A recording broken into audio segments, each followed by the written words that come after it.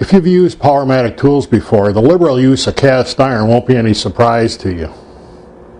What seemed a little odd even for Powermatic is that they used one iron casting to make up the entire bottom half of the saw.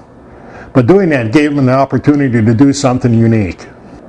While they were designing the lower case, Powermatic added a 4-inch dust collector port, and they located it directly below the table in line with the blade.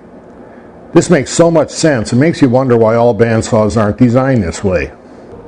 With the dust port directly below the table, they could add these holes to the insert plate and essentially create a bunch of little vacuum ports surrounding the blade.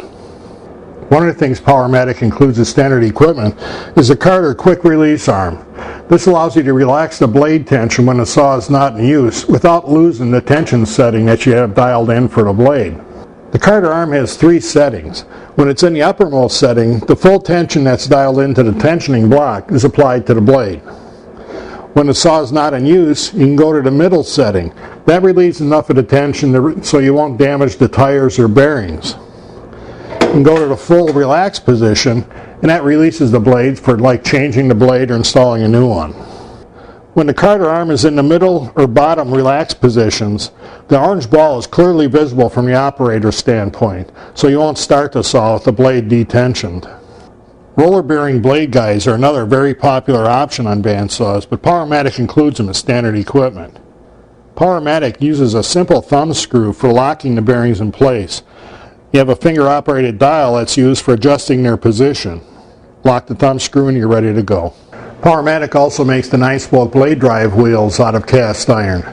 That extra weight provides a lot of inertia that stabilizes blade speed in tough cutting situations. That extra weight could be a liability in wheels like this, but Powermatic fully machines them, paints them, and fits the tires before dynamically balancing the wheels. Both the primary and fixed extension tables are cast iron as well. The primary table will tilt up to 45 degrees to the right and up to 10 degrees to the left if you adjust the stop accordingly. While most manufacturers seem to consider a rip fence as an aftermarket accessory, Powermatic includes a nice flat-sided fence that latches on both ends. Powermatic also includes a resaw post that screws right onto the fence. Most manufacturers consider this to be an aftermarket accessory also. Powermatic also included a built-in task light. It's wired directly into the bandsaw's electrical system, but has its own switch so you can use it for setup or for cutting. Throughout the evaluation, the Powermatic bandsaw didn't seem to care if we were making straight cuts, following a curve, or resawing. It handled everything easily. We're never lacking for power, dust collection is great, and the blade tracked right on the money. Whether you're looking for your first bandsaw or want to upgrade from the one you already have, consider the Powermatic 14-inch.